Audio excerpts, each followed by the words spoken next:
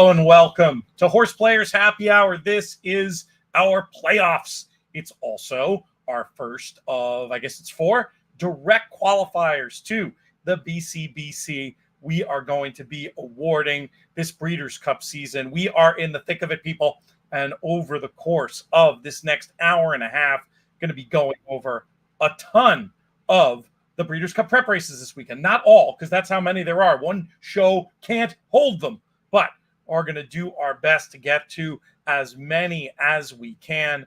That coverage is going to start in earnest after our next contest race, which will be Belmont at Aqueduct's 6th race. We're already in the thick of this qualifier. Had I been prepared, I would have this screen all ready to go to show you the current leaderboards for both the playoffs and for the qualifier, but I'm not prepared, so just going to have to bear with me for a minute. Been dealing with a lot. I'll address the elephant in the room straight off the rip. A lot of people, unfortunately, who qualified for our playoffs did not realize like how this was going down and didn't end up filling out entries. I did confirm that everybody received emails. Goodness knows we talked about it on the shows enough, but, I feel bad. I feel bad. All these people, we're trying to do this thing. So, hey, I guess in one sense, it's great news for those of you who were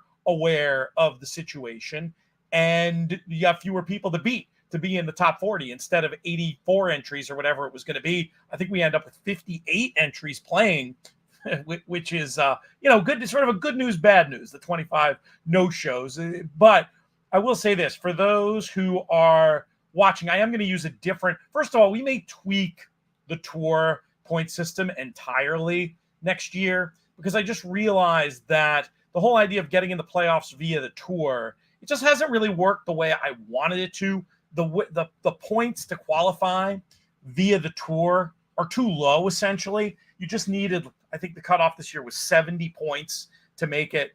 I think, and I'll talk to the inner circle about this before we finalize everything, but I think we're going to do something more along the lines of finishing the top 5 every week, and you automatically make the playoffs. And the tour is all about that top spot and that $10,000 seat that Julie LeBoyko won. Had a great interview with her. Great to get to meet her on Breeders' Cup Betting Challenge Diaries. Encourage people to look for that in their feed. It's actually not in the feed. Maybe I should start putting that as audio in the feed. But right now that is on the In the Money Media YouTube channel. If you're watching this on social or through the Breeders' Cup YouTube channel, I encourage you to go to the In the Money Media channel and subscribe, because we have a ton of exclusive YouTube content, 4 videos covering stakes races for this weekend alone, JK and myself. And by the same token, if you are watching this from In the Money social or In the Money YouTube, make sure you subscribe to the Breeders' Cup YouTube channel,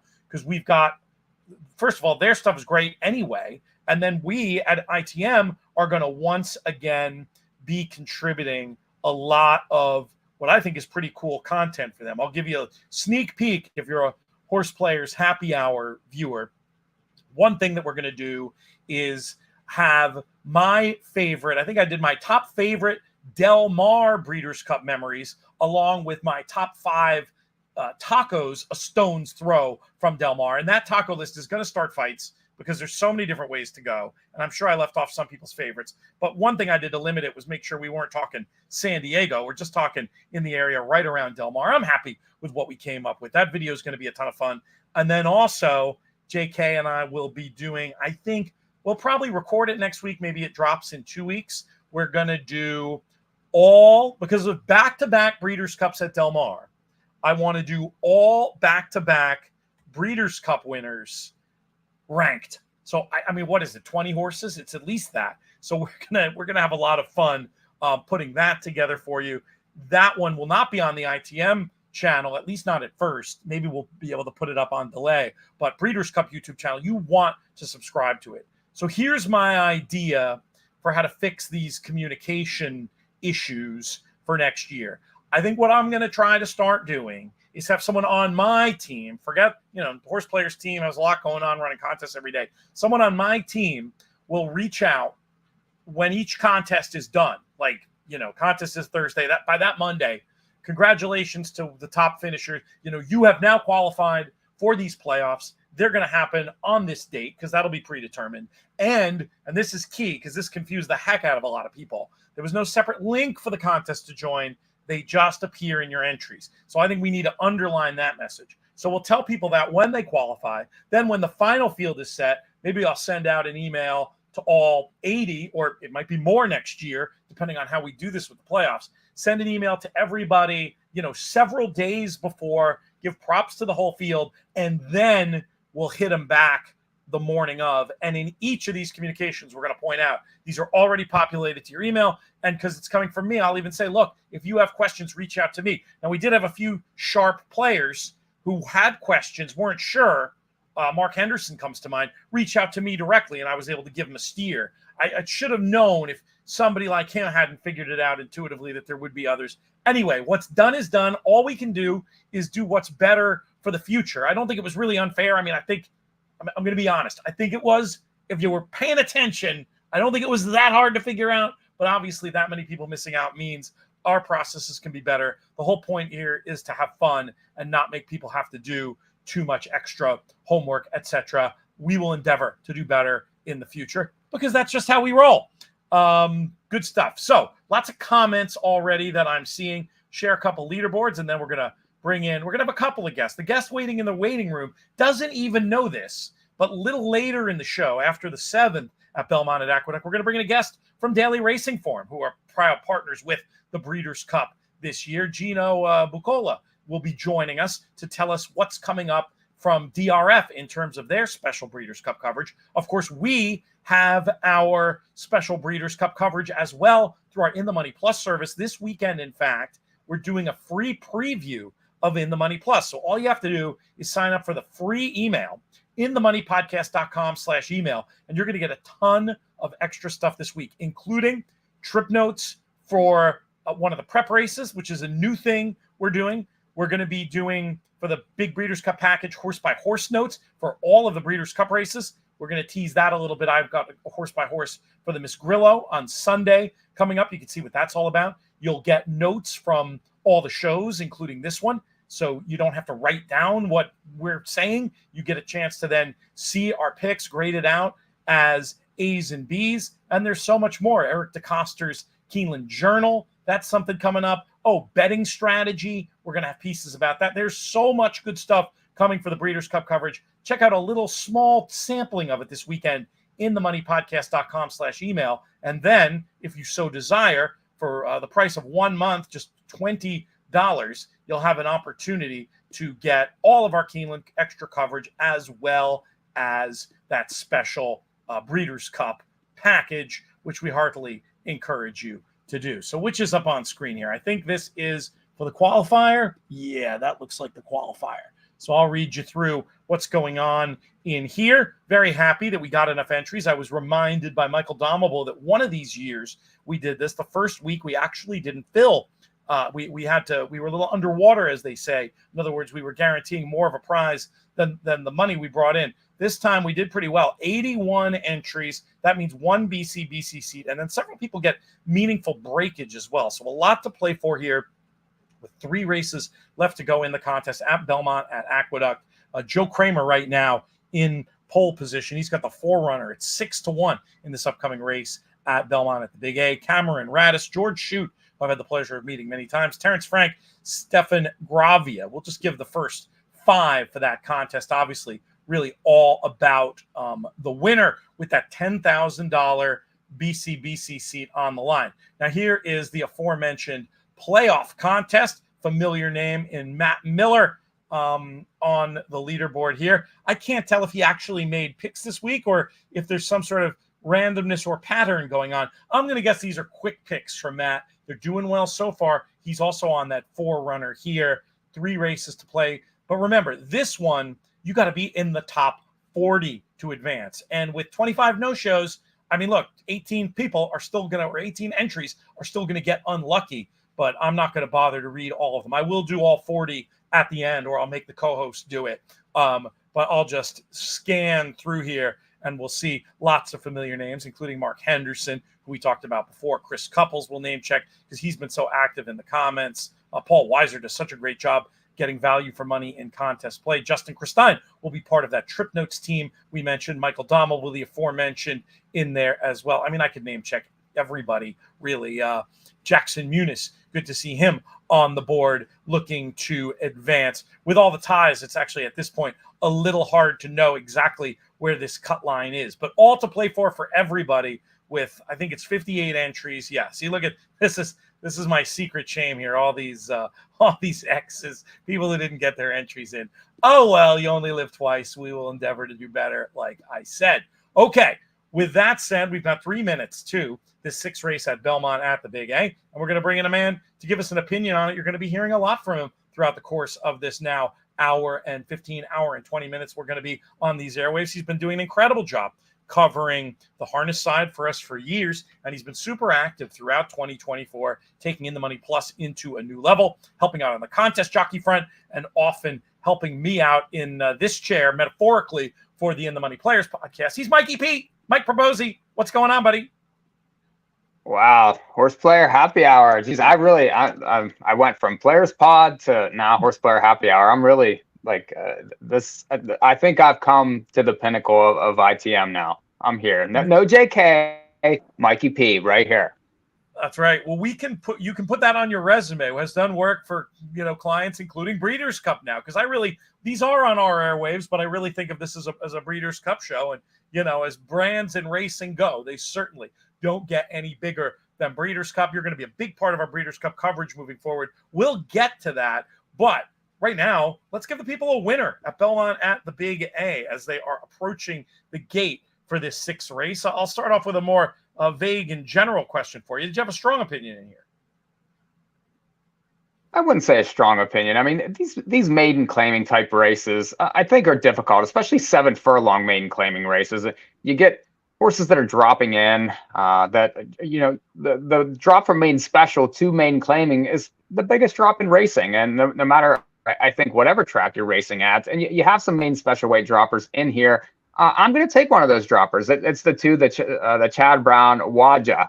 This horse drops. Now, the reason I like this horse a little bit was the 2 Aqueduct races are better than the Saratoga ones. And I do think 7 furlong suits this horse. You get Pratt to stick here. I just think probably the drop will help this horse. There's not a ton of form in here that really gets me that excited. I do think that the one is a tad over bet right now, 6-5 on the board, coming off that 80 figure. But power lines really don't impress. Longtime maiden.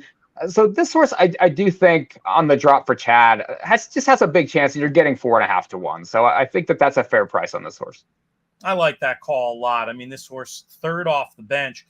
Another thing I like to see with Waja is that he has been in the hunt, at least to the pace call in these maiden special weights. Sometimes I think maiden special weight droppers they can be over bet when they've done just absolutely no running. This horse has at least been in the hunt at the pace call. And in the case of the race 2 back in a fast pace, maybe it was a little bit against the grain of the track last time. 3rd start is a gelding, 3rd start off the bench, meaningful drop in class. And I agree with you. The 2's kind of making the market here the 1's making the market for the rest of these. And I'll tell you what, I don't think the 6 Dark Devil is really any bargain at 9-5 either. I'd rather try a horse that I can feel like is a little bit unexposed in class terms, like your 2, or maybe the 4 Missouri River, who we saw plenty of support for when we looked through at that leaderboard. I mean, this is one that has more of those maiden dropping running lines where there wasn't a whole lot of running going on, but it's been such a long layoff. Maybe that workout 2 back signals a little bit of aliveness from this one. It just feels like a whiff of value. Nothing great, but the kind of horse that probably, to my view, the favorites being over bet, this horse should probably be more like 4 to 1 and is like 6 to 1. That's not cut in line to bet percentage-wise difference, but it's enough to want to keep a horse on side. I'd think about playing doubles here, maybe with the 2 and the 4 into that nice stakes race that we have coming up. That's the Giaponti, big well, it was a big full field. We've seen a handful of scratches in that one, but that'll still be an interesting race. We'll talk about that. First thing we're going to do, though, is we'll talk through this race. Unless you want to pull a Ray Catolo, Michelle, you and call the thing, Mikey P. Yeah, not really much of a race caller. We'll leave that to the professionals, and I'm more of a race watcher and commenter. So we'll try that. That's what we'll do. I'll let you take the lead to rest the old voice while we do that, and then we're going to dive in to, as promised, some of our weekend preview coverage. So it should be good. It should be. I'm excited. I'm excited for this show. It'll end up doing double duty for us on the Late Week Players pod as well. So it'll turn up in podcast feeds, but I'll edit it so that we'll edit out the stuff about the races that are happening now. Decent break for Waja there. You okay with this position, stalking a long shot leader in the early stages of the race? Yeah, it looks live so far. Set up in the pocket, certainly loaded right now. I think behind the early pacemaker. There's some others chasing in the race. I do think the one's probably in an okay spot too. So it looks live here. The four, pretty far behind right now. It's probably going to have to be really good to win from there. But the two sort of is checking now a little bit, which I'm not crazy about. Yeah, they're under pressure. The two under pressure. The six, the seven, who's a 40-1 shot, just came to the race looking like a serious threat, traveling much better than the favorites or the horses we talked about. But right now, Paxational might be going as well as any of them. Straight coming out now a little. Yeah, we'll see if this horse down at the who's inside. Finally in gear here. Yeah, who's that down at the inside? Is that the six? Yeah, that's the six. It is Paxational, the six. Though, in danger of finding. They haven't beat the three yet. Yeah, I think it's going to be close. And no, the three's going to hold. It's going to come three and six for the contest purposes. 16-1 there. Yeah, I mean that's another thing with these maiden claimers. Speed, they just often don't want to pass people or pass horses, I should say. That's why they're maiden claimers. But you get the gold star if you can make Paxational on the lead here. Just looking at pace figures, I mean, was on the lead in some of those turf races, but turf races going longer. Have to call this a very canny ride from Dylan Davis as we see his ROI improve that much more. You ready to talk about some of this action that we have cooking, starting with Keeneland? Let's go. Yeah, but huge weekend of racing here. I mean, it doesn't really get much better besides Breeders' Cup Derby weekend. I mean, these prep weekends like this, Keeneland back in gear. This is the time if you want to play. This weekend is really the way to go, I think. Somebody could make a case that this is the best weekend in racing of the year, just because of the depth and the breadth and the fact that it is a Friday, Saturday, Sunday deal. Next up on the show, we look at Keeneland. We'll start off with action on Friday, starting with the Phoenix Stakes. Winning, you're in action for the Breeders' Cup Sprint. I couldn't get away from Nakatomi in here, Mike, and I should have introduced you to those listening. Mikey P, Mike Probozzi joining us for this segment. I just thought Nakatomi looked so strong coming off that win in the Vanderbilt. That was a big figure. It's been validated with good runs from the likes of Skelly and My Buddy B. They came back to improve their figures even if they didn't win. This horse is well rested in career form, and I like the look of that local work tab as well, and the pace this one expects to get. Looks to me like all systems are go. Who do you like in the Phoenix?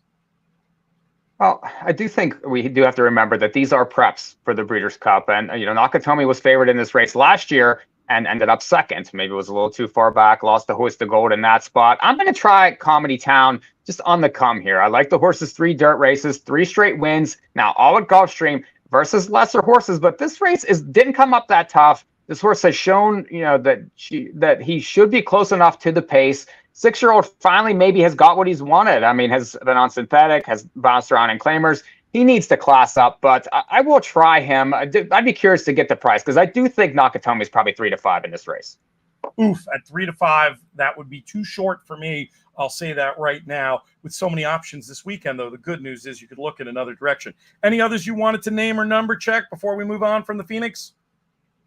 I've always liked Federal Judge. I'm just curious to see how he races without Lasix. I do think he's fast. I think he's talented. He's third off the bench for Cox. He could be tough to catch in here if he can handle the no Lasix. Florida bred certainly hold a strong hand with Federal Judge and Comedy Town participating in this one. Let's move on to the Jessamine, and this will be the first of many, many races on the show where I say the same thing, which is that if you want my thoughts on it, I've done it in 2 other places already. We talk about it in a YouTube video I have with JK talking about Keeneland this weekend. It's also part of the Baby Talk show with Cormac from Keeneland Sales that just dropped. So I'm going to skip my opinion on this one. You can find it in many other places. Check out Baby Talk and the YouTube video.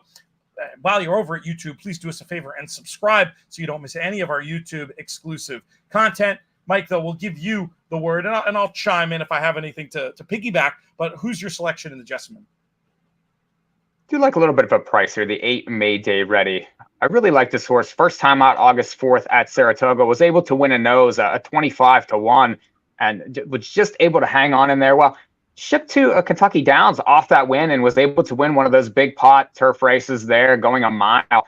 This horse keeps the Tory, obviously. I just think can win with any trip, has shown the ability to be close, has shown the ability to make big moves from off the pace, and you're going to get a price. I mean, 8-1 morning line, I think, is with enough speed in the race to set this horse up.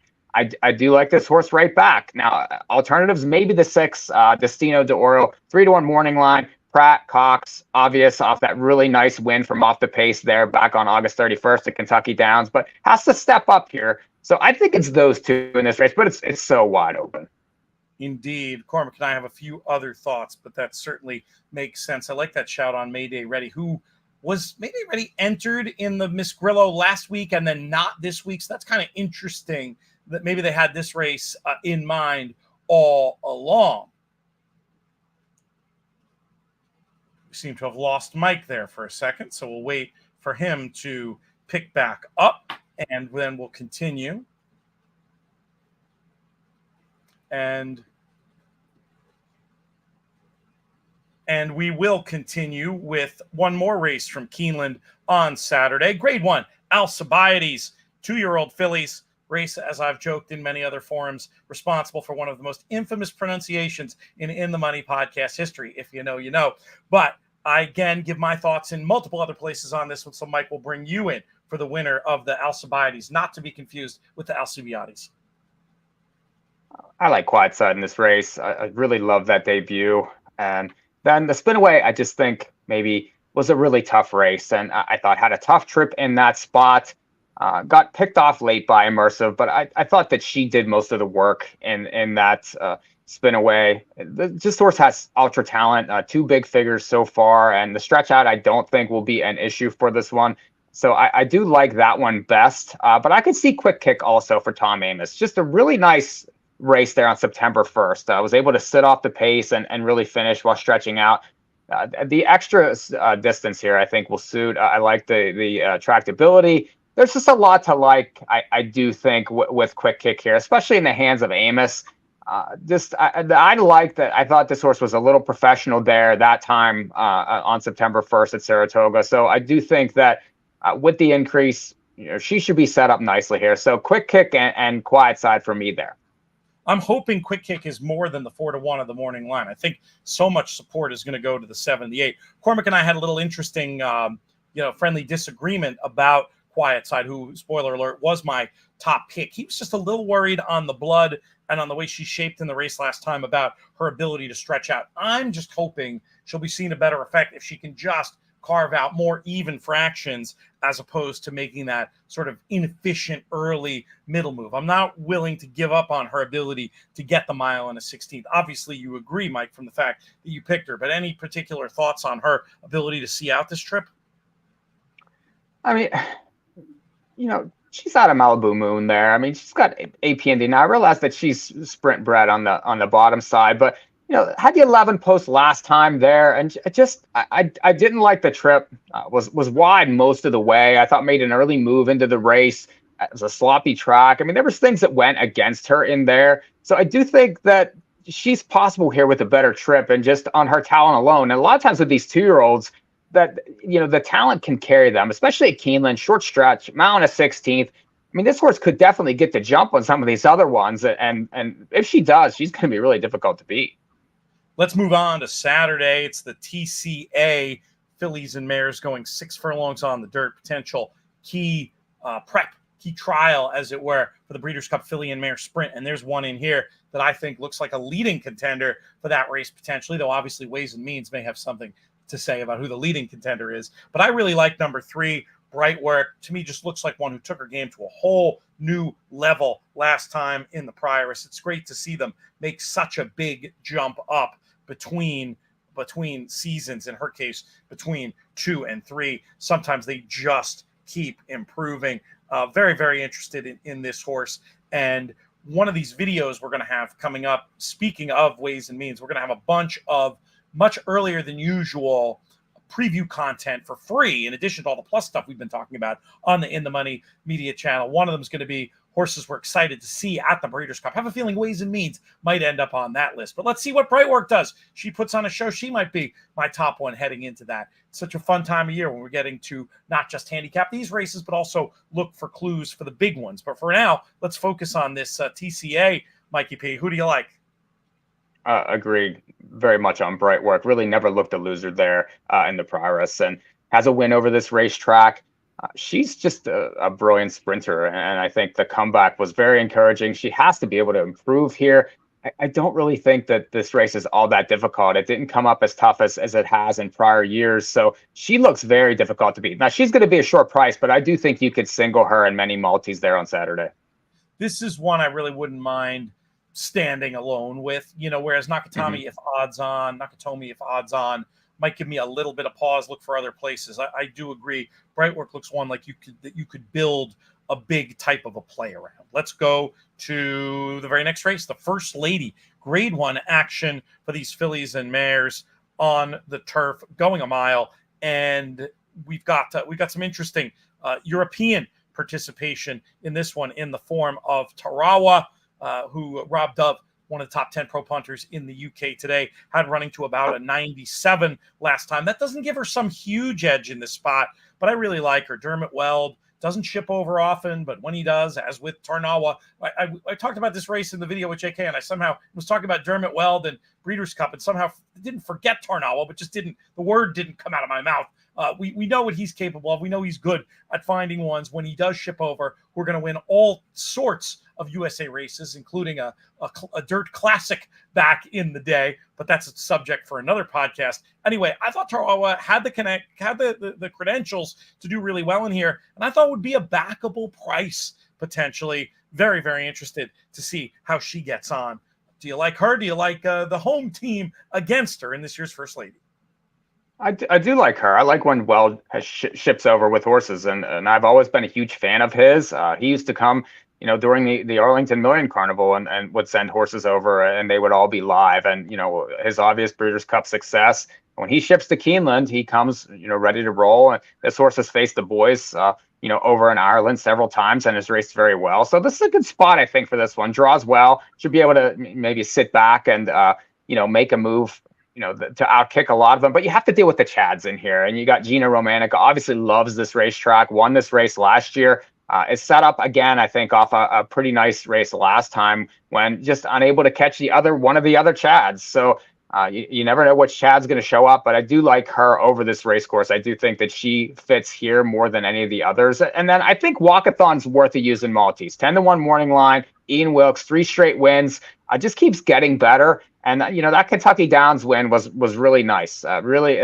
She was never losing that race. She's speedy. She likes this track, has a win over it. I do think that's a big angle. Horses that like this course, it does make a difference. It's something that I've used for years. And we'll see what AG Bullet does. I think that horse is the key to the race. Very speedy, but this is a tougher spot stretching out for that one. So I think a quick pace. I'll try the 2, the 4, the 5 there in the First Lady. 4, 2, 5 in that order for the purposes of the notes we'll be sending around. I think so. A part of our plus preview. Just a reminder, inthemoneypodcast.com/email if you want to see what that is all about. Yeah, I was thinking that Ag Bullet or AG Bullet and Walkathon might hook up early, setting it up for what I'm guessing will be the off the pace run, but hopefully not too far back off the pace run for Tarawa. But we'll see how it plays out on Saturday. Let's get to this Breeders' Futurity Grade 1 action. My thoughts once again on YouTube and Baby Talk, but who do you like? I'm going to try pricing here. I just think so much is going to flow through Ferocious in this race. All the multis, everyone's going to be, I think, hyped up to bet this horse. And I thought the Hopeful was just okay. That horse was, 3 to 5 in that spot and just kind of idled around the turn there. Re-engaged after, basically the race was over after the horse got passed. And I do think that maybe makes this horse look a little better than he might be. Now, he's fast against the clock. He has huge figures, but I don't know. I think you could get separation in this race. I'm going to try Tenacious Leader. I like that Todd shows up in here with him. Got the 2 turns last time there over the grass and just missed against Zulu Kingdom, has won back out of that spot. It's interesting that this horse shows up here, has shown speed, has the right to improve. Now, outside post, but I don't know. I think that this horse has a legitimate shot getting back to the dirt, and you're going to get a price here. So I think that one's a definite use. I think East Avenue is also a nice horse. That big blowout win there at Ellison. And plenty of speed and big figures come firing out. That one could be a problem if able to be left alone early. So, and I think that McPeak, Handsome Pants, the 4, is also another one. Was able to win from off the pace first out. Now, his barn doesn't necessarily fire first out, and this horse won very well there. You get his main man, Brian Hernandez. This horse could get a trip in a very speedy race. So I want prices in here. I would be heavy 4, 5, and 9. 9, 5, 4 in that order. I'll write them in the order you said them, unless you correct me. 9, 5, 4, yes. Looking to stand against Ferocious. Very bold. One who, to me, shapes like one who's really going to improve for the added ground, but we'll see. Nothing wrong with taking a shot against a horse who's going to be as short as Ferocious is, if that's your opinion. But we're definitely a little oppo in the Breeders' Futurity. We'll see how it plays out. For much more on that race, again, check out Baby Talk and the video over on YouTube. Cormac and JK both had some interesting price ideas to mix in as well. Race number 10 is the Turf Mile, and this is one, once again, where we've got interesting European participation. Nick has Kikuli shorter than Mountain Bear, which is interesting. I would have thought they would bet it the other way, and that Kikuli might be some value, but even at the 4 to 1, Nick made Kikuli on the morning line. I'm okay going with this one because this is the type of Euro I really like going a mile, essentially. I like the stretch out. The 7 furlongs there requires more stamina than a 2-turn mile here. I have no doubt in my mind in that. And I just think this horse has run some rock solid numbers.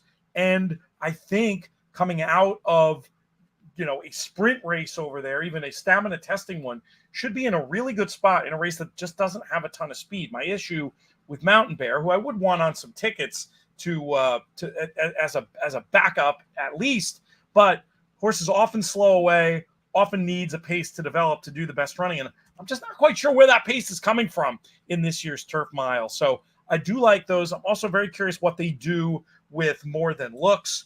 More Than Looks, if you remember, was supposed to run in the Lure Stakes, and then that got canceled, so they went in the 4-star Dave. Thinking about that, with it not even being the plan, everything really against him, that was a heck of a race to close in a speed-favoring flow to get within, hailing distance, 4 lengths of Carl Spackler, who, of course, reopposes here. I think More Than Looks is one I want as a backup, and I'm going to take on Carl Spackler in this spot. He's such a cool horse, but you look at the 2 trips that have kind of undone him, and it's when he's been wide on courses. And I think from this 9 post, unless they just decide to clear, maybe they decide to clear. Those are the tactics I'd like to see. If I knew he was going to clear, I would at least be backing up with him. But I do worry about him getting in like a stalk attacky position, running wide around the turns, and just finding 1 or 2 too good for him. I love him as a horse. I certainly wouldn't leave him out underneath, but I thought this was maybe an opportunity to oppose him as what I think will be a pretty strong favorite in this year's Turf Mile. How do you see it? Well, first I want to ask you, what's your opinion with the 2, the fact that he's raced 6 times and 5 of them have been basically on straight courses? Is that something that you even consider or think about? The fact that it has to come over here and gets a whole different configuration?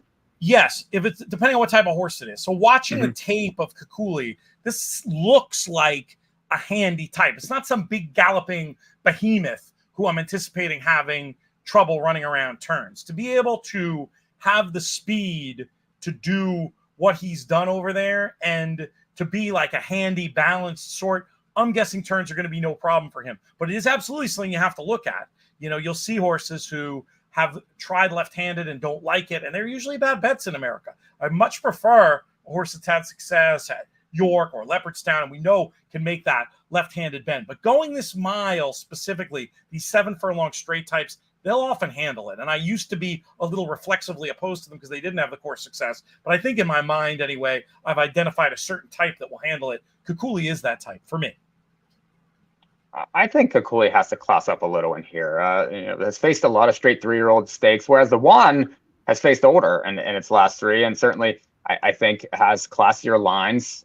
Is certainly right there versus the Diego Velasquez's of the world. And this horse has shipped over before. Last year, raced in the juvenile turf and was second at a big price. So, when O'Brien ships here, especially with 3-year-olds, that interests me a lot. I do like when he brings 3-year-olds over here. A lot of times when he comes over for the Breeders' Cup with 3-year-olds, you have to really pay attention because they have run very well for him in the Breeders' Cup. But I do like that one. I like Talk of the Nation also. I mean, Pletcher has done very well in this race the past couple years here. And this horse maybe is a little bit hidden. I don't mind the last race. No one was catching Goliad there at Kentucky Downs. That horse dominated a couple races over there. This horse made an early move in the Arlington Million. Has previous lines against Carl Spackler and has shown speed. I do think is going to be a price. You get 8-1. I think you're going to get more than that. The Euros are going to take a lot more money in this spot. So I just think that, Carl Spackler, we're going to see, what happens here coming away from Saratoga and his beloved, inner turf. I do think that, and now he's stuck with a 9-hole at Keeneland, and he's going to be overbet, and the Euros are going to take a lot of money. So Pletcher, I think, is very interesting here with Talk of the Nation at a decent price, has proven capable, and was second over this course too. So we know that that's not going to be an issue. So I like that one. I prefer the 1 to the 2, and I agree with you on More Than Looks. I think as a use in Maltese, everything was built up that they were sort of going easy. Ended up in the 4-star day, raced very well in that race. I think was too far back in there early. Should get a setup here. Has some class to him. I like him. I think the morning line probably it's fair, but you might get just a little bit more depending on how the race is bet and how much money the 2 takes. It's definitely bet a lot differently in Europe, so it's going to be interesting to see how it shakes out. I'll write down 1, 6, and 3 for you. My only objection is, Kukuli, I don't think there's any question about class. I mean, the jersey is like the best piece of form in some ways on the board here, just because it's, a major race at Royal Ascot, and he beat Mountain Bear in there. And typically Group 3 over there will win Group 1 here. I mean, how many times have we seen that? But I mean, you do raise valid questions, and Mountain Bear certainly has been facing better competition. If they go unexpectedly fast, if you told me what the pace was going to be and it was going to be fast, I would definitely want Mountain Bear over Kukuli. It was more about my guess at the race shape and my guess at the price might ultimately end up being that pushed me in that direction. But yeah, you make a great point on Talk of the Nation too, just in terms of one that could kind of sneak away because there's going to be Euro money, there's going to be Carl Spackler money, and that horse, isn't too far out on the best race. More Keeneland to talk about. We go to Sunday. I did have you skipped over the Woodford. Do you want to skip that one, or do you want to go to that one race 6 on Saturday? I must not have written it down in my. No, I didn't. I just skipped over it. Let's go back. So before we go forward, we'll go back. Just as Mike says, I started us a race too late. We should have talked about the Grade 2 Woodford. I liked Our Shot. Nothing too clever here. Just a horse that's run some big races, been knocking on the door. I'm hoping Coppola and Superquest, and there's another speed type in here that I didn't write down in my notes, can keep this honest and set it up for one with a late kick. I was a little master of the obvious. I actually haven't looked at the morning line. Not sure what price Nick made Our Shot, but I'm guessing among the favorites. But I was also guessing tough to beat. Yeah, Our Shot 4-1 morning line currently. Agree on that one. I think is worth a use. Certainly likes the course. Really 2 tough beats in the last 2 races. Although Big Invasion didn't exactly come back to impress last weekend. I have a price in here. Yeah, don't be too that mad at Big Invasion. He just didn't see out the 6.5. What? That was one of those races. Watching it live, like halfway through the stretch, it was like he's going to win, and then he just clearly got exhausted and didn't see it out. It's not like he's some bad horse. No, I don't. Yeah. That was more like I don't know. We touted him all over the videos last week and sort of were disappointed. But I like a horse. I'm not sure where this horse is going to show up here because he's entered in several different places. But the two Axthelm's 15-1 morning line is third back here for Safi. Gets away from Cogburn. I thought raced pretty well. Kentucky Downs from pretty far back last time. This horse is very interesting here. The prior race there on September 1st was excellent. So has shown the ability to win up close, has shown the ability to rally from off the pace. You don't have the killer Cogburn in this race. This is a wide open race here. I mean, this could go a lot of different ways here. There's, no balls is certainly a stellar horse, but he's not in the same form as he was last year at this time. Super Quest, I think, is a speed type, but really has never proven to beat some of the better ones. It's a very wide open race. I don't really like Arzak either. I think he's off form and he loves this track. He's going to take a lot of money with that 2-for-2 record at Keeneland. His last two races really aren't that impressive. I mean, really hasn't done much at all. So I think this is set up for a price here. And if the 2 ends up in the spot, doesn't end up somewhere else, I do think is definitely worth a use here.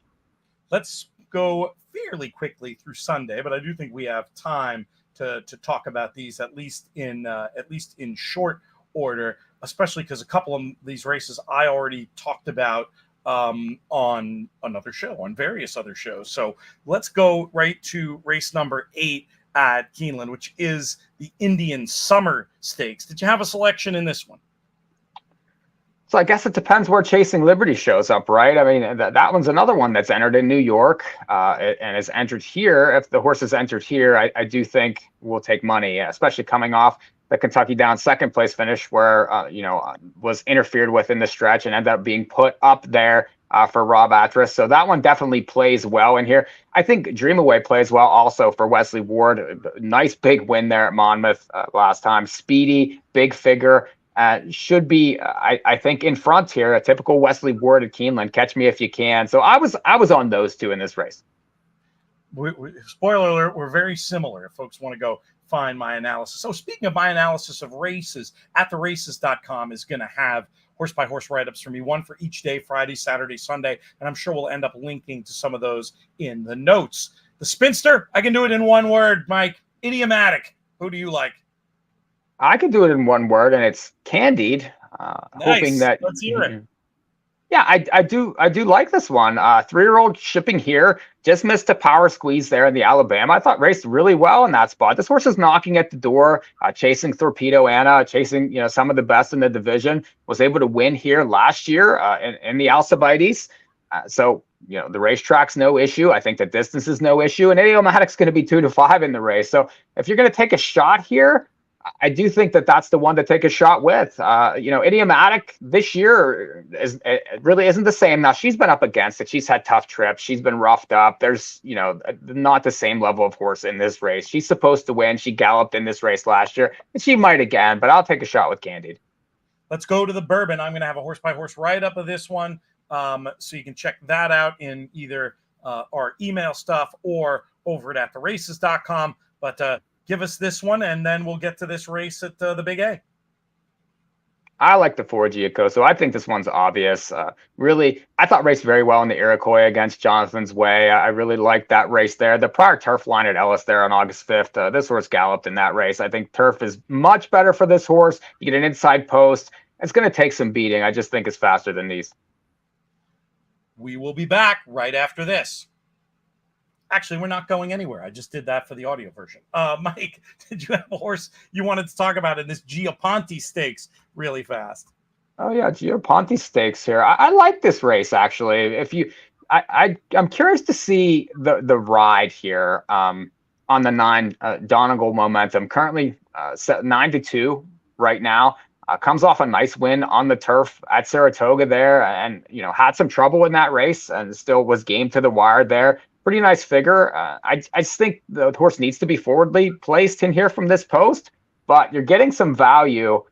Let's see. I thought In a Jam was okay also, the 5. Right now, 11-1, so definitely value in this race.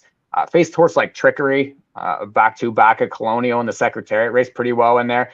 Fulmineo, also at Colonial. That was a nice race there. This horse has enough speed, I think a little bit of class. I like Cassie. Obviously, I've been touting Cassie on all these podcasts every week. So I do like that horse also. I think is very interesting at a price. This is another one where for me, it's a little bit more of, I feel like the favorites are just bet enough runners like the 2 and the 10. And I really like your idea on Donegal Momentum with an aggressive pilot in Kendrick Carmouche in the irons, hoping maybe they can try to go to their front and improve position as they get ready to go in for this Gio Ponte Stakes, the feature on this Thursday. Nice to have some stakes action on a Thursday here on Horse Players Happy Hour. So we'll talk through this race, and then we'll bring in we're going to bring in our special guest as promised from DRF right after that. But you had a question, Mike? Yeah. So what's your thoughts on a horse like the 2 here? Obviously, comes off an incident there, and had a fall. To come back, this horse has obvious class, but that first race back after that's always kind of a question mark, I'd say. Yeah, it definitely is at a short price. I mean, the market is screaming, I guess, that the horse is ready. Just not sure. Too many questions for me to want to take a short price in a race that just looked a little bit more open, than that. Just it is interesting. I mean, back so quickly, you got to figure there's nothing at all physically wrong. Must have just been a blip on the radar to be in so quickly and to have worked apparently just fine since. But yeah, looked like one to take a little bit of a shot against. I mean, certainly has credentials based on those Irish races to win this, but might not. My thought was it wasn't going to be quite as straightforward as the market had it be. And they break, and it does look like Kendrick is going to go right to the lead. Though I will say, Take Me to Church getting a good positive ride and securing a nice spot there under John Velasquez. So favorite getting an excellent trip in the early stages of this race, ended up going off at 2-1. But you got to be where you want to be with Donegal Momentum right now, I would think, pending a look at the clock. Yeah, I mean, that's where you want him. If you expect a horse on the front and he's on the front, that's all you can hope for. If he's not good enough, that's okay too. I mean, we're going to lose a lot more than we win in this game, but if you can set the race up and figure out who's going to be on the front, and then they end up there, at least you kind of have an idea what's going on. So right now, he's controlling the race, controlling the pace. It's just a matter of is the horse good enough? Yeah, half the battle for sure. Slowed down that second quarter a little bit. Going to have to be pretty good. I mean, these are honest. The pace is more than even, I'd say, and probably hearing some of the footsteps. And I think Kendrick was hearing the footsteps as he just let this one out a little bit more. The bad news right now, favorite definitely traveling in behind, maybe a little bit, maybe. But Kendrick is getting busy too. I think Kendrick's trying to win the race right here, trying to get everybody else off the bridle. But we'll see. I love Kendrick, though. He's such a good rider. He really is. He's a great rider, especially on a horse on the front.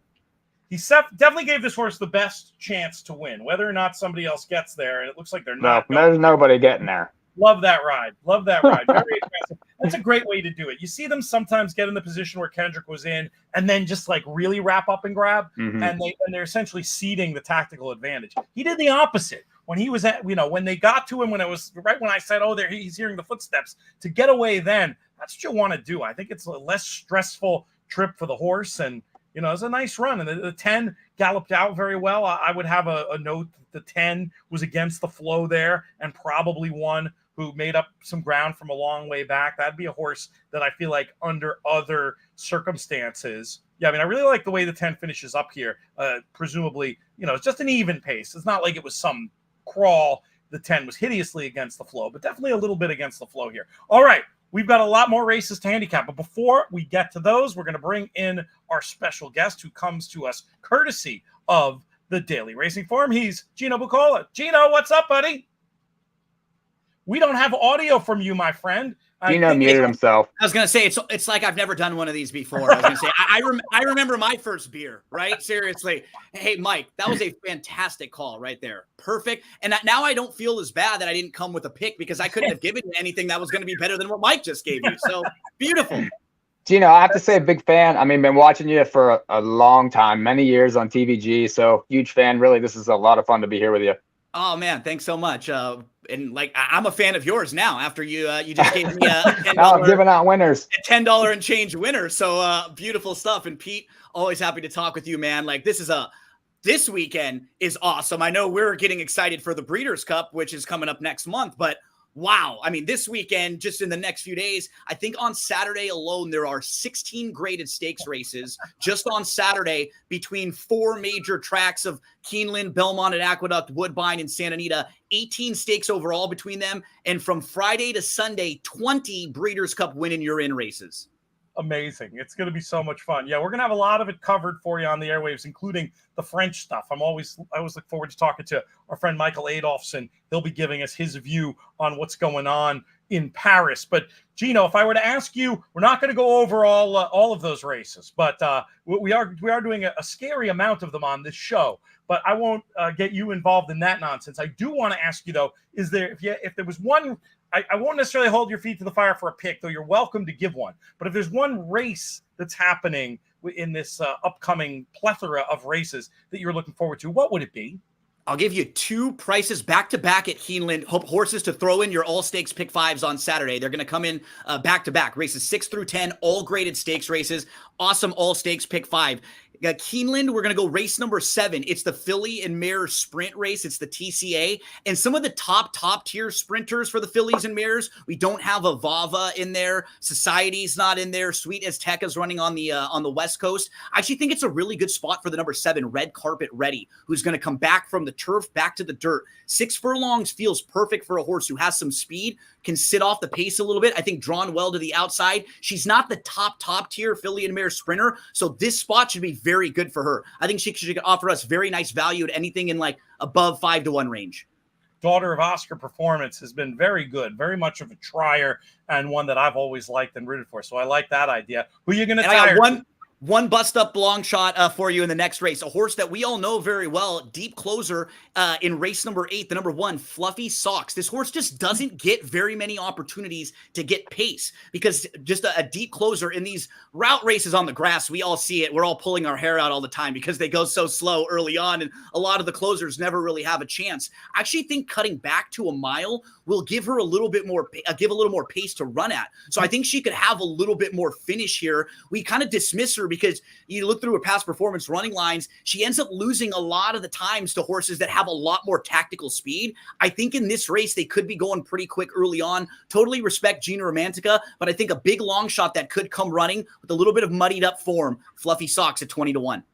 Love it. We love that kind of pick, and it's a good point. And the kind of thing, can't you just? It's one of those things where you envision it after the race, and you envision saying, how did we let Chad Brown go away go off at 20-1? So I like where you're going with that, Gino. We have you here in part to talk about the DRF coverage of the Breeders' Cup that's coming down the pike. We've talked about what we're doing on the In the Money side, but I know every member of the In the Money team is a big believer in DRF products. Always talking Timeform US, always talking about the PPs, the great reporting that you get over at DRF. But I know year in, year out, you guys put together some stuff that's a little bit special when it comes to the Breeders' Cup. What's on the docket for this year? Yeah, we've got everything for you. I mean, if you're talking about print, we have Breeders' Cup previews and reports for every one of the Breeders' Cup races. We have an entire Breeders' Cup section now that just popped up a couple days ago. It's all dedicated to everything Breeders' Cup. So for every race, you'll get all the probables for the race. You'll get suggested odds from one of our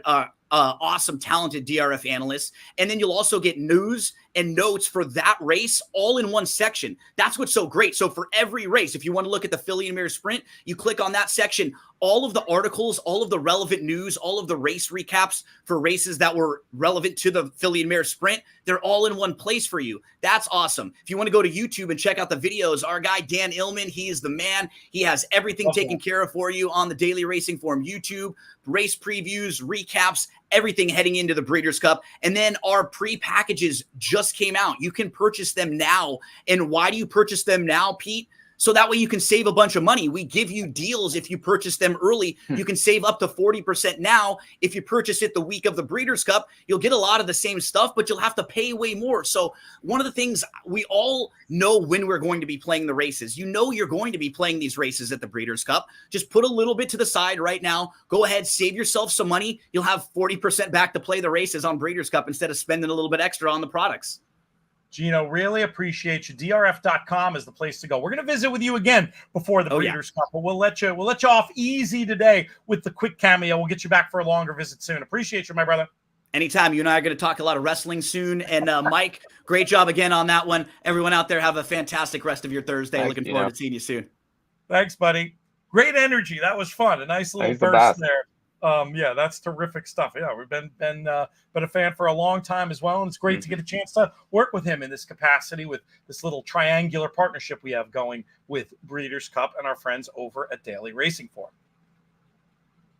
Next up on the show, we're going to talk about racing from Belmont at the Big A, and we're going to start with Friday. Mikey P still here with me as we turn our attention to what's the first race we're going to do? Is it the 7th race on Friday? Do I have that right? It's great. You want the 5th race, the turf, the Grade 3 Futurity Stakes for 2-year-olds. See, that's why you're here.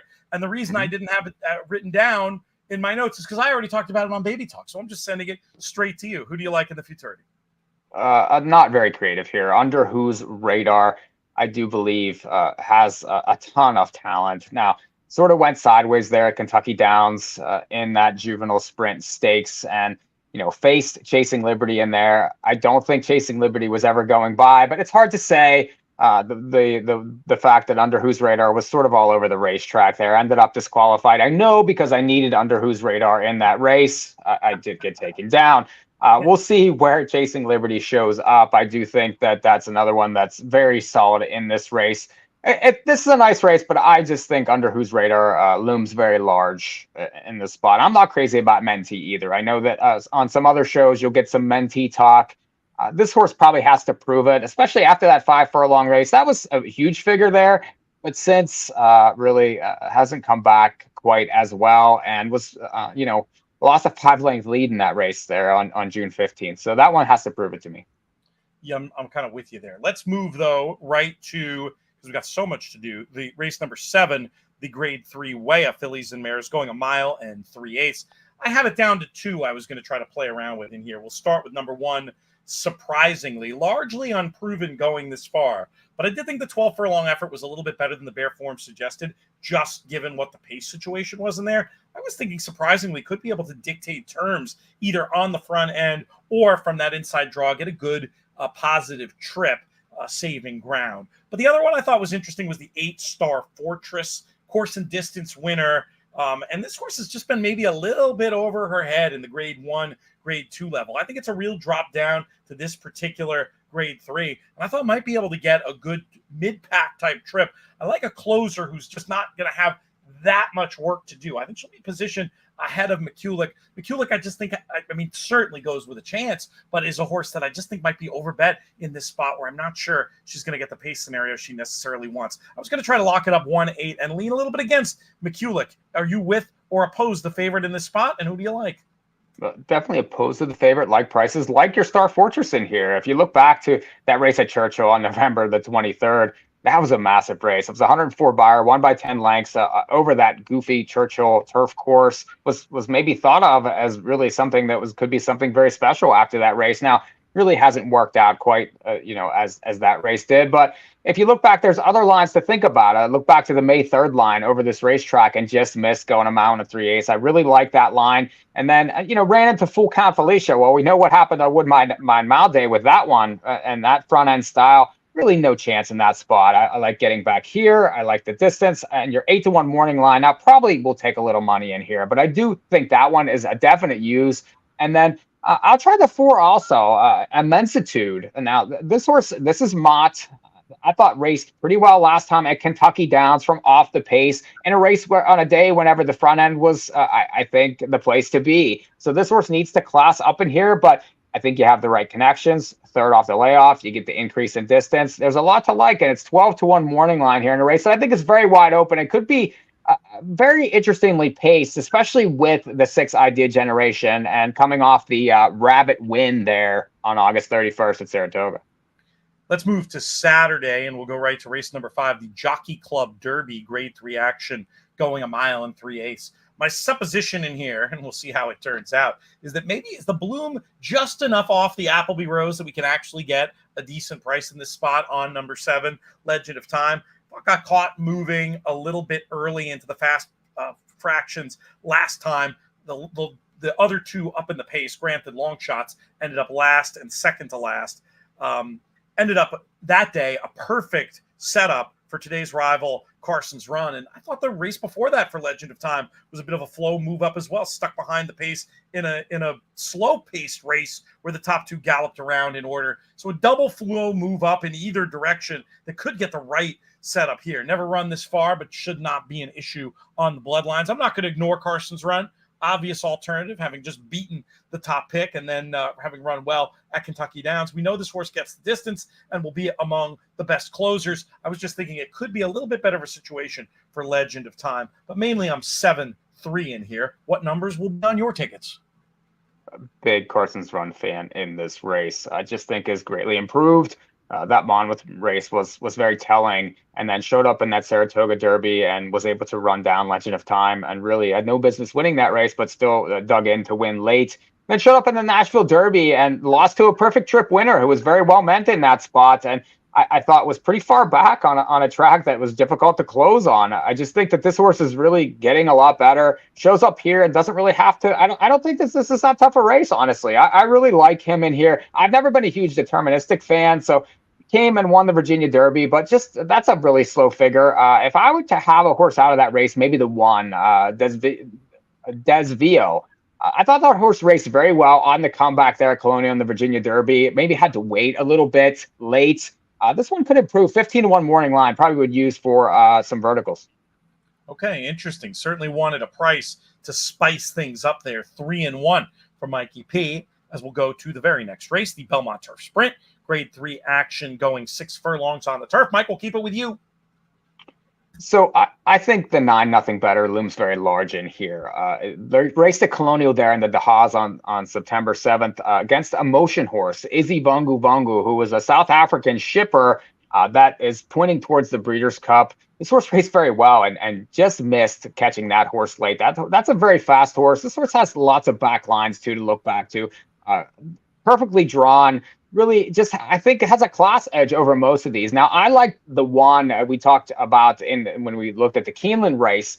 If that horse shows up here, I do think is a use with the same angles here. Third back, no cog burn, able to win up close and from far behind. So I think the 9 and the 1 are the ones for me in that race.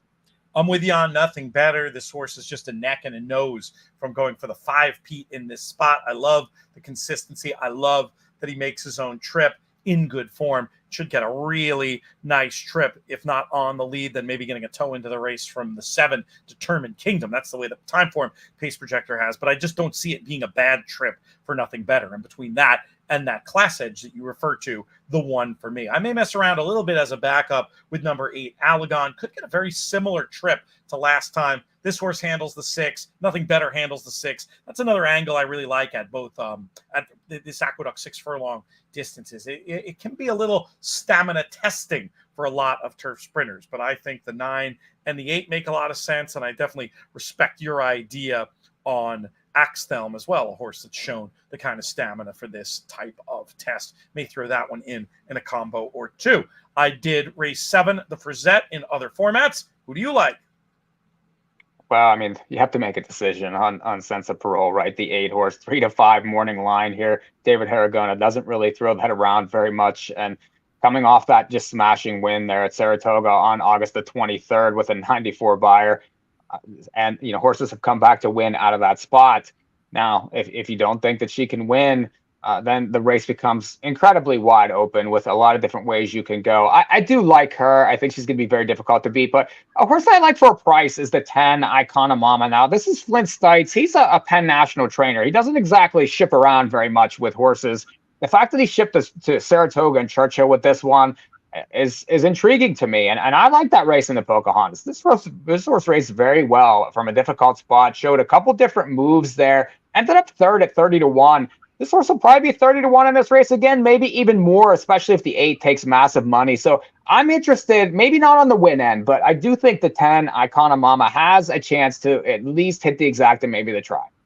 I could see it, honestly, for underneath. I mean, I don't think he's going to land a glove on Sense of Parole, but I mean, if you're looking, these are great exacta spots sometimes where the theoretically faster horses are going to finish way back if they try Senza Parole and get their doors blown off. So with the right kind of ride, I'd want this Icona Mama to be ridden a little bit colder, because I think if she tries Senza Parole, she'll run last. But the same can be said of most of these. So it's an interesting opportunity just in general to look for horses that have any kind of finish and or you think will be running late, presumably passing tired horses. A friend in the UK asked me if 4-1 on Senza Parole for the Breeders' Cup Juvenile Fillies was a good price.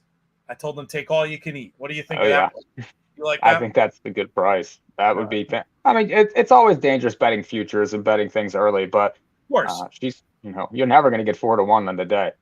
I certainly got burned last year with a similar wager in the same division. That's a story for another podcast. Unfortunately, she hasn't even run since. All right, race number 8 is the Champagne. Once again, we go to you. Well, again, another big favorite. I think Chancellor McPatrick will be very well bet on the board here. 6-5 morning line. And, is all the rage after those 2 races at Saratoga, the nice maiden win from off the pace, and then came from really far back, even after hitting the gate to catch everyone's darling Ferocious.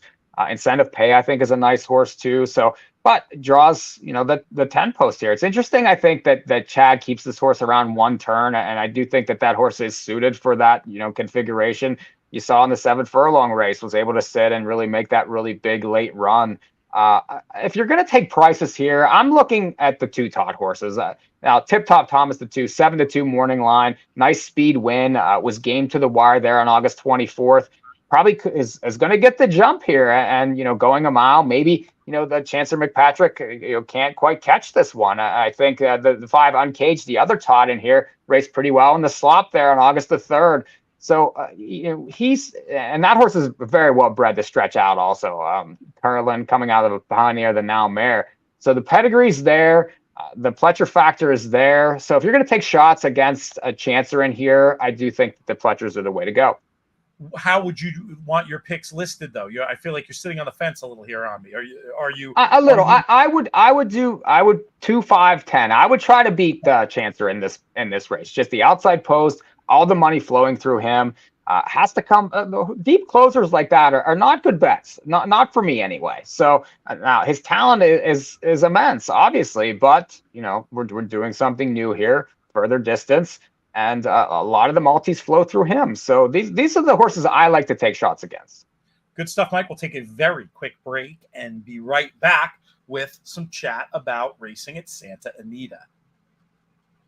And that's how quick the break was if you're watching live, because we're going to bring it back in here to do these last few races on the show. We can just about do this, Mike, if we bang through in something on the order of 10 minutes. Let's me get the right PPs up so I don't stitch you up like I did in the last one. And we'll bring it right back in to talk about the Oakleaf. Last but not least on today's show, going to do some analysis of Santa Anita. Such great racing last weekend, but they did not empty the cabinet of stakes races. We've got a few more on this Saturday card. We'll start off with the race that goes as number 3 on Saturday, the Grade 2 Oakleaf for these 2-year-old fillies. This is not a race that we did on Baby Talk, even though it is a 2-year-old race, because we did 8 on there, and that's just how many there are. I was interested, and I'm curious how they bet this race. I now see the morning line and see that non-compliant is the 2-1 morning line favorite. I was hoping to maybe sneak away at a little bigger price just off that maiden win. But I really liked how she ran going that 6 furlongs. I think 'Tis the Law hasn't had a lot of dirt routers, might not have had any dirt routers yet. He's had some turf route winners. I think the distance is going to be fine with Street Sense on the bottom and the way she uplined in that maiden win. It was very stylish. I think she's the one I want here that will be really suited, I think, by the stretch out from 6 to 8.5 furlongs. Certainly easy to see the credentials of a runner like Tenma, already a Grade 1 winner. I was hoping the market would come for this one. I did think that was a good setup last time. She's also, though, bred to go farther. So that's how I had the race with those 2 runners, the 8 and the 3. Who do you like in the Oakleaf? Well, Baffert has half of them again, and I like those 2. Those are the 2 the best. I prefer the 3 to the 8, though. I do think the 3 Tenma. You get blinkers 2 off the pace wins. As a 2-year-old filly, that's really nice to have those off the pace wins. I like Kimura too. I think he's an excellent rider, suits this horse very well, sticks here, and just that versatility to be able to overcome adversity. There's definitely going to be speed with his other horses in the race. So I do like that one. I do think money will come, though, for the 8 non-compliant, especially off that 82 figure there. Really wasn't favored first time out either. So that's an interesting because usually Baffert's favored in all those, early maiden races over there at Del Mar. I do like those two. I think I'm not crazy about the 4 Noonie. I think that horse was getting a lot of buzz. Really, that Del Mar Future or Debutante wasn't a great race. Maybe it was the distance. Maybe it was just the day. But they paid $1.8 million for that one. Needs a bounce back for sure. All right, let's move on to the very next race at Santa Anita, and it is going on to the turf for these 2-year-olds. The Speakeasy going the flat 5. I'm boring, so I'll go first. I thought that Dream Away, the 5, looked like he was going to be that's right, because it's really these sprints, it's either sex, really. She was going to be very hard to beat in this spot. I thought the buyer figure looked like it might be a little low, looking at other figure sources like Timeform US and just looking what horses came out of that race to run. Another one who uplined, the pace figures got faster throughout the course of the race. Love to see that as a suggestion of one that has more ability. And she simply looked awesome on debut. I wasn't going to get cute in the Speakeasy. I was going to bet Dream Away. Who do you like? I'd be curious to see if Dream Away shows up here or at Keeneland, because we did talk about her when we talked about the Keeneland races, and she's entered on Sunday for the turf sprint over there. So we'll see what she does. If she doesn't show up here, Smash It is certainly interesting. Plenty of big figures. Has faced really tough horses. Citizen Bull, Getaway Car. Those are big Baffert monsters on the dirt. Gets to the turf here. Now, not exactly a screaming turf pedigree, but certainly is faster than these on paper. And that might just be enough, especially if Dream Away isn't in this race. So how would you list it if Dream Away is in the race? Would you lean Dream Away? If she is, I would say yes, put her on top. If she's not, I mean, we're not really breaking much ground here. It's probably the 5 or the 6. Yeah, we'll the less said the better. We give them the favorite, and then as an alternative, the second choice. Right. But unfortunately, it's that kind of race. We're not going to just make up favorites to make up favorites, make up prices to make up prices for you. That's not how we roll around here. Our job is to give a view. Maybe not the most exciting of the 20 races. I give you plenty of prices anyway, so. You don't force it though. I can Never. tell these are it's how you see the world and what your opinions are. I mean, I could give you a random horse in there, but it really, the Star Guitar one, the 6, it's like, what's the old joke that JK related from some trainer friend, which was like, by the time she realizes, or by the time he realizes it's a turf race, it'll be over. Might be that kind of situation with that one. Anyway, race 7 is the grade 3 Chillingworth in this spot for fillies and mares, going 6.5 furlongs. And for me, I was going to just try to lock this one up. Nothing terribly clever. But I guess looking at the morning line, I guess One Magic Filly does become my official top choice, just if the difference in price is really going to be 5-1 to 3-5. I mean, Sweet Azteca has very obvious credentials, but One Magic Filly is getting better and better as well. And a horse that to me just suggested had gotten to a new level last time and might not be done improving. I mean, 1x7 looked really strong. I mean, it wasn't the toughest pace scenario or anything, but Sweet Azteca should, you would think, have some company on the front end here. And One Magic Filly might get a nice shot in behind. Sweet Azteca, probably more of a likely winner, but I think at the prices, I'm still going to go with One Magic Filly. And if I use those two, I feel like I've got it locked up. Who do you like in the Chillingworth? I mean, Sweet Azteca is obvious. Just faster on paper. Stands to get the right trip here. Loves the racetrack. Now it's 3-5 morning line, but Hope Road has raced very well. And the horse that you like, the 5, One Magic Filly, is another one that certainly has shown ability. If I were looking for an exacta partner, maybe as a price, maybe the 7, Chimosa. This is the last horse to beat Sweet Azteca. Is a closer, I think, can sit back. Is capable of bigger figures too. I mean, if you look back on June 2nd, there was a 92 there. So I do think if maybe a lot of these other ones battle it out, chasing the favorite, this may be a horse that could pick up pieces. And it's 8-1 morning line and probably be the 4th choice on the board. So try to make a little money that way. So exacta 3-7 for you in the 3-7. Chillingworth. We've got 2 races to talk about and about 2 minutes to do it. starting with the Rodeo Drive, grade 2 action for fillies and mares, going 1.25 miles. The 1.25 miles is the key to the race for me, and it makes me want to bring in a runner like number 7, Aspen Grove. Got that confidence-boosting allowance win at Saratoga at odds on. Had previously maybe just been a little bit over the head, I think it's fair to say, at grade 1 level. Was a flow move up, I thought, coming out of the Modesty and the Hillsborough. I thought there was some chance that you'd see a runner like Be Your Best try to run early with I Scream, You Scream this time. I Scream, You Scream's been so good, but I haven't been with her in the last 2 wins, and now there are some stamina issues to address here. So I was going to go with a closer, and one I know is going to like the 1.25 miles. That's the 7, Aspen Grove. Who do you like in the Rodeo Drive? If you like closers, maybe the 6, Hang the Moon, would be the closer that you might want in the race. That was a nice race last time in the maybe. If you watch that replay, this horse was loaded, really, down the backside, and that was a tough race. I mean, you had Anisette in there. This horse was 20-1 in there, but as soon as the hole opened in the stretch, this horse had a ton late and was able to win very well. Now, that was kind of a slower race, but I don't think the stretch out's going to be an issue. You get 6-1 morning line. I understand the 7, and I think that one could be a use. And then the 5, Beach Bomb, ships in for motion off a prep and faced a Chad Brown there at Monmouth. That would be the other horse I'd use in there. I'd be the 6 on top, a little 5-7 underneath. Let's go to the American Pharaoh. I like the favorite, McKinsey Street. I really liked that last race. I thought it was better on tape than it looks on paper, even just with where this horse was into the pace that went to a pretty perfect trip winner from off the pace in gaming, who does not reoppose in this spot. I thought McKinsey Street would get a really nice trip from down at the inside here and was going to take a lot of beating in the American Pharaoh. Who's your selection?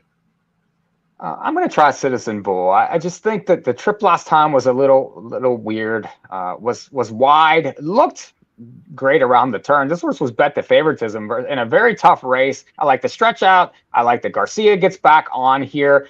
I think that this horse around 2 turns could be very dangerous, and it's not going to be the favorite in here for Baffert. No, I think you will. I think you will be the second or third choice on the morning line, actually. Great stuff, Mike. Really fun going through all these races with you on this show. I'll be back to close it out right after this. And let's see, have they gone yet at Belmont at the Big A? No, walking to the gate. How about that? Yeah. It's like I've done this before. Who do you like in this one to close out the contest at Belmont at the Big A for this HorsePlayer Happy Hour? We'll take a quick look while you analyze the race at the various standings that we have to check out. So this is a pretty wide open race here. 2-year-old maiden special, 6 furlongs on the grass. Fletcher currently 4-5 in here, coming off a pretty nice debut. Really didn't take a lick of money in that race though. Was 7+ to 1 with Irad there, and raced well. Decent figure. Expected favorite in this race. I would maybe look a little bit elsewhere. I like Kimmel First Timers. I know his numbers are a little bit iffy, but he can get a horse ready. The fact that this horse has 3 turf works in the last 4, the 10 Moonscape, 10-1 right now. And you get a decent post here. You get Carmouche again. So I like that he reaches for Carmouche. Very, very, does very well for the Kimmel barn. 23% over this racetrack. So I do think this horse is well meant, maybe speedy, especially given some of these works. And you get a price. So let's see if we can get Kendrick a little back-to-back here to finish out the card. All right, nice stuff. We're taking a look now at the cut line. I forget what our rules are on ties. I know in the regular season ties advance, so maybe ties advance in here too. But someone's in the comments here. Let me know what we said. So yeah, I mean, all to play for. Anybody who entered picks, who picks a winner, is going to have a very good chance to get to the around the $10 of the cut line. So remind me again. I was messing around with these screens. So give me just the number of your selection, and we'll take a look here, and then I will do the name checking of everybody. But who are we rooting for? The 10 Moonscape is my top pick. If you were looking for alternatives, maybe the 3 Candy Quest for Cassie. Certainly taking money, 5-1 first timer there with Dylan Davis, who's could be one of the hottest jockeys on the planet right now. I like it. Well, let's see what happens as we talk through this one. You gave us a winner in the last one, so hopefully you can end out runner here, Belmont at the Big A. Then we'll do the leaderboards and we'll get out of here. I have been drafted to take Perrin and her friend to see the Beetlejuice sequel this evening. So I prepped while doing handicapping. This isn't the best way to enjoy a movie, but I'd seen it before. But I was pre-HorsePlayers Happy Hour sitting watching the original Beetlejuice, which had Has she seen the original, though? Because that's a little before her time, yeah? Oh, yeah. She watched it in preparation. Okay. So she's now ready to I hear it's very good. I had forgotten that all the, of course, I mean, from when it was, what was the 80s, all the effects are practical. So it was just like kind of fun and retro to see, you know, all the models and stuff and the way they created the imagery and funny to see Alec Baldwin that young. Anyway, very enjoyable. Going to go do that next. So they are off here and there's a big favorite who got off to a very big break, but maybe this So Darn Pretty seizing the lead there will cause a little bit of trouble for Tam I Am. How worried were you about this favorite in the spot? Was this one you were like eager to oppose or just one that you felt like was a little bit too short? I mean, I thought was deserving, but you're dealing with 2-year-olds and, 2-year-old grass. You have a ton of firsters in here. So, there's a lot of potential. This horse, I just think a deserving favorite, maybe not necessarily overwhelming, but right now it's getting a perfect trip and it's probably going to be difficult to beat here. Definitely looking like going to go by this 11 runner So Darn Pretty down at the Wood. Some are being pulled out to make runs, including the 3 Candy Quest. See if Candy Quest can make this. There's the Cassie horse. Yeah, that's the one that's going to go right by, in fact, and end up winning this thing by a length over the 4 to 5 favorite. So, that's. They should have put that one on top. That was my second choice. So. You get credit. You get credit anytime. When I'm on TV, if I'm opposing a 4 to 5 favorite and it loses, even if I don't have the winner, I don't give sort of sometimes think about it in terms of grades. F is too harsh. I mean, you're going to give out a lot of losers. You don't want to think it as failing when you don't. But if I'm grading myself, just not tipping odds on that loses, I'm giving myself like at least a C+ no matter what happens. It's probably a little higher than that. So, and if you're only mentioning 2 and you get one across at 9 to 2, I mean, there's nothing wrong with that. You're on fire. But I'll tell you what, Mike, we don't have to listen to you. We can just follow whoever Dylan Davis is on, and we'd come up with lots of winners because there's another one for him as we get the proverbial double for Dylan at the end of the card at Belmont at the Big A. I wasn't watching closely enough earlier to see if he had any more on the day. I'm sure that we'll be notified of that in short order. But yeah, that was honestly, with all that work to do this show, that was as fast of a, like for me hosting, as fast of a HorsePlayers Happy Hour as we've ever done, getting all those races in. I feel bad we didn't get to interact with anybody in the comments today. I love doing that, but obviously it's hard with 20. I keep saying 20. I don't know how many races we did on the show, but it was something darn near 20. It was a lot. It was a lot. You can see it on this paper. You can see how many there are. That's a lot. You've got the notes. Speaking of notes, we will be sending those around from this show this week to all of not just the In the Money Plus people, but anybody with a free In the Money Plus subscription through our free newsletter. So if you sign up inthemoneypodcast.com/email, you'll get a ton of extra content this week. I know you're part of working on the trip notes. How's that going? What do you tell me? What your production meeting in the middle of the show? What exactly are you going to be releasing?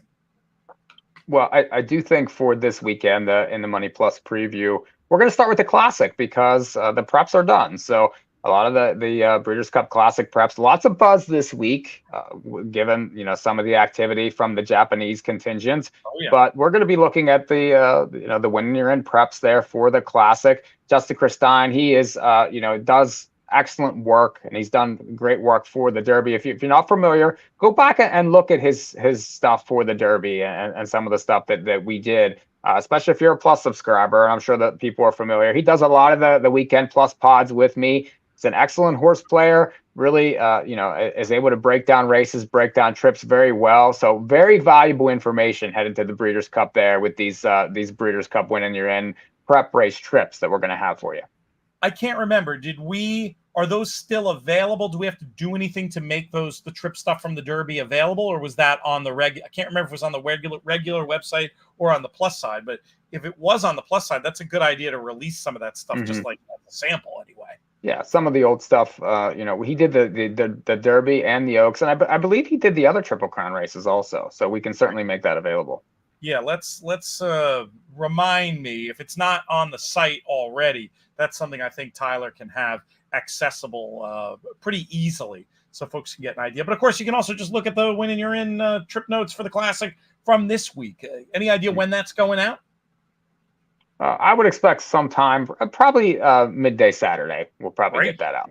That's super early. Yeah, I mean, anytime. We're going to keep the sort of free window open. I think probably through the middle of the day Sunday, we'll send out a few more fun things as part of the Plus package, and then from there, we'll encourage people to sign up to inthemoneypodcast.com/plus to get all of our info. I think if you're armed with the DRF package that Gino was talking about and what we're doing over here at In the Money, it's going to give you a big jump. It's one of those things where, for a lot of people, obviously it's great to do your own work, but if you're looking for some extra opinions, or if you want it to be a case of we do the work so you don't have to, particularly when it comes to these foreign horses, we're going to have speed figure equivalents for them. Still working on doing that for Japan. Don't have that on lock yet, but I have some good leads to come up with some figures. All right, we are official. Let's see who. This is our playoff field first, I'm almost sure. Bob Montgomery taking the top 2 spots. Derek Uno, Anthony Spinazzola, Matt Miller gets there with one of his, I think, quick pick entries. Anthony Spinazzola will be going twice. David Pierce, Stephen McNatton, Julie LeBoyko, our tour winner. Make sure to check out the interview with her over at our YouTube channel, or the Breeders' Cup YouTube channel. BCBC Diaries, the name of that one. Matthew McJunkin, In the Money's own. James Millar, Andrew Uretsky, Justin Christine, Speak of the Devil, Derek Uno, Nathan Kaczynski. Ooh, this is interesting. Double barreled from Jackson Muniz, one of our BCBC Diaries players who's won enough money this year to get a BCBC seat, but we want him to qualify directly. What a great story would it be? This looks like an In the Money Plus playlist here with Justin and Jackson and all these guys from ITM Plus. So, hey, these guys are on. You got to get on. More coming down the line. Stefan Gravina, Dennis Clark, David Pierce again, Matt Texier, Chris Couples, another one of our writers over at InTheMoneyPodcast.com, as is Michael Domable, Mark Henderson, ×2. I bet he's glad I answered his email, telling him how this process worked. Tim Holland, Paul Weiser, John Massian, Michael Domable again, Greg Kingma, Chris Weichel, Trish Smith, John Manarino, John Massian again, John Bull III, Matthew McJunkin again, Malcolm Escare, Chris Andrews, Pete Dressens, and then interestingly, Mike Saletta getting the finishing up in the 40th spot. I'm thinking both of his entries go on. We'll have to see. Julie LeBoyko, a little unlucky, it seems like, being on the outside in with her second entry, but we are not going to cry too many tears for her simply because she already won a $10,000 BCBC seat this season. So, world's smallest violin as far as that goes. Matt Miller's all sixes entry does not get the job done, but hey, he's got one headed forward, so he'll be very happy with that. Let's update the other leaderboard, and then we will see what happened there. Looks like Tim Yoler wins a $10,000 BCBC seat. Right. The second we'll be giving away as part of these HorsePlayers Happy Hour festivities. Congrats to him. Thomas, Michael, Abenanti, Nick Fazzolari, and Joel Hansen will be getting breakage. There's some others getting breakage as well, but my voice is getting tired, so I'm not going to read all of those. Sorry, team. Any closing thoughts from you, Mike, before we close out this very fun edition of HorsePlayers Happy Hour? Just jump in this weekend, really. This is the time. You get a lot of benefit from enjoying these races and these preps, but you get the benefit of, starting to prepare for that Breeders' Cup, and it's coming sooner than you think. So you get a lot of information just watching races, taking the time to really enjoy things. It'll serve you well. So, and go to inthemoneyplus.com. There's so much good info there. Lots of extra shows, lots of great written information on the free side, but the plus side especially. We're doing a lot of work there, so don't miss that. Inthemoneypodcast.com is the website. If you want that free email, you add inthemoneypodcast.com/email. And if you want to go right to Plus and buy that for the month, inthemoneypodcast.com/plus. We'll also encourage you one more time to make sure you subscribe to both the In the Money Media YouTube channel and the Breeders' Cup YouTube channel. Tons of great exclusive content there. And thanks to our friends over at Daily Racing Form for being part of this partnership we have with the Breeders' Cup. We'll thank Mikey P one more time, and Gino, everybody watching the feed, everybody in the comments. Sorry I didn't get a chance to get over there this week. I think next week we'll have an opportunity with Aqueduct and Keeneland running to maybe try to do one of these shows where we have the whole contest take place during the show, and we'll have a lot fewer races that we have to handicap too. So that'll be fun. Very different vibes, much more interactive next week. I promise we will get back to that. Until then, check out our content elsewhere. But as far as Horse Players Happy Hour goes, thanks one more time to our friends at Breeders' Cup, especially Haley and Justin. We'll be back next week. This show's been a production of the Breeders' Cup and In the Money Media. I'm Peter Thomas for Natal. May you win all your photos.